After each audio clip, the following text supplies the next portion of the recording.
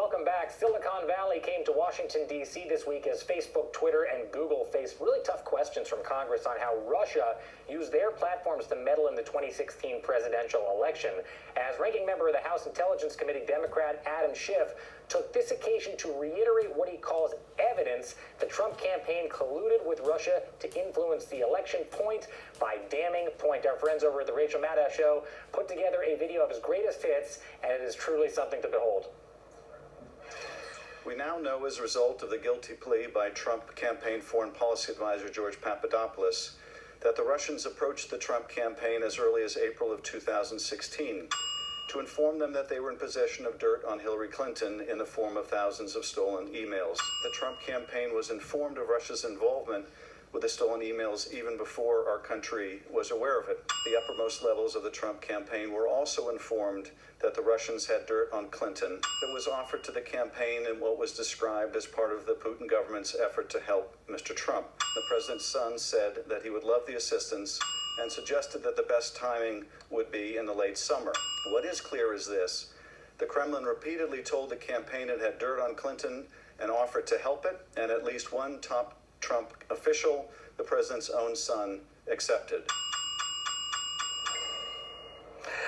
Maddow TFW, as they say. Joining us now for more on this week's social media hearings is Twitter's former head of news and politics, Adam Sharp. Adam, good to see you, man. Great to have you here. Thanks. We now know, of course, that Russian-backed content might have reached as many as 126 million people during the election. That's half of all eligible voters. And as I heard Ali Belshi point out earlier today, those are targeted people. That's not just random. How do we get to this point? Well, only a segment of them were targeted, and earlier you mentioned advertising. One thing we learned in these hearings was that the paid advertising by these Russian operatives was actually a very small slice of the pie. The much bigger portion of that reach was driven by organic distribution. This is when you hit retweet or share or like on your Facebook account or your Twitter account. And so these ads might have been the first peek under the tent flap into the American consciousness, but it was the actions of everyday Americans hitting those retweet buttons, hitting those like buttons, that helped amplify these Russian messages to such extreme scale. Do we know, Adam, how much these ads actually influenced the election, whether they made a difference in the outcome? I guess you would have to presume that the American public was a malleable group of people, that they don't have their own opinions and were able to be propagandized, I guess, by the Russians. How bad was it in that regard? Well, the ads themselves, probably not too much, because they were so limited and so targeted. But, as I said before, the reach that then stemmed from that, from people hitting those retweet and like buttons, amplified it much further. But even then, the companies will claim it didn't have an impact. Twitter put out numbers saying that all the Russian-backed tweets they could identify accounted for only about 0.75% of all election tweets last year. And in terms of impressions, how often those tweets actually showed up on user screens, they showed up less than half as often as the tweets that came from real people. So, yes, these are big numbers, but when you multiply it by the big numbers on these platforms, 2 billion people using Facebook, 330 million people using Twitter, all of a sudden they get a bit smaller.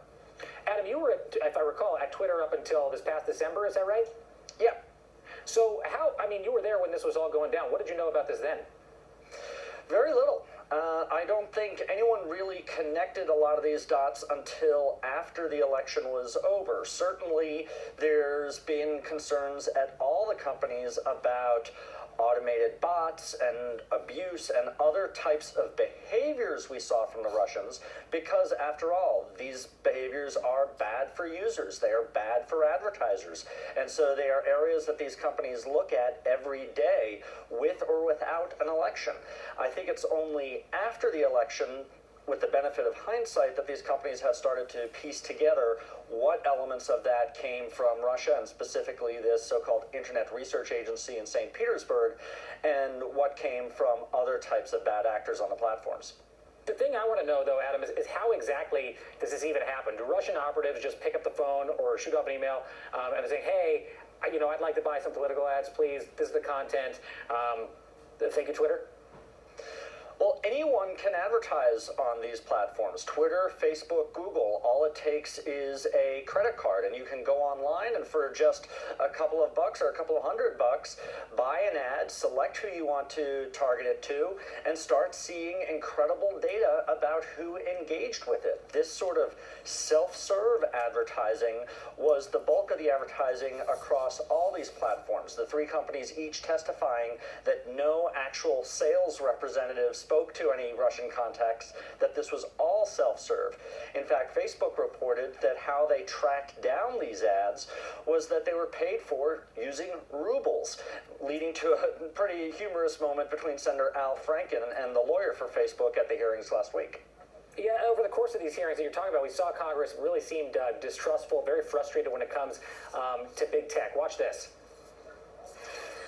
American political ads and Russian money, rubles.